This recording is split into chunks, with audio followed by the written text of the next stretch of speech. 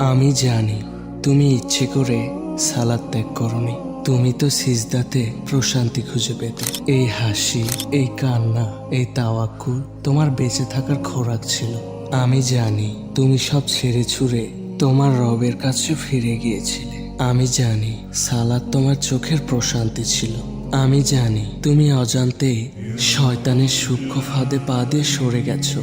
তুমি বলো তো, আজ যদি প্রিয় কারো অপছন্দের কোনো কাজ করো, তাহলে কি তোমার কষ্ট হয় না? বুকটা ফেটে চৌচির হয়ে যায় না? তোমার রব না তোমার প্রিয় ছিল, তাহলে কেন তুমি তার অপছন্দের কাজ করছো? তার ফিতরাত তো মানুষের মতন না। আজ ফিরো বা কাল, সে তোমাকে অপমানিত করবে না, তোমায় জিজ্ঞেস করবে না কেন সালাত পড়লে না এতদিন। তুমি ফিরে যাও, তিনি কাছে টেনে নিবেন।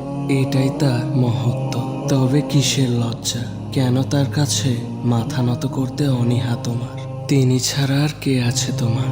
যাও, ফিরে যাও তোমার রবের কাছে। বিশ্বাস করো, তিনি তোমার অপেক্ষায়। তোমার তওবা, তোমার চোখের পানি তার কাছে অনেক প্রিয়। যাও, চুপি সারে রাতের আধারে একবার বলো ক্ষমা করে দাও। জাস্ট একবার বলেই দেখো না। প্রশান্তি না পেলে অভিযোগ করিও, আমি মাথা পেতে নিব। তবুও একবার ফিরে যাও। মনে রেখো, সালাতবিহীন জীবন কখনোই জীবন না, কখনোই না।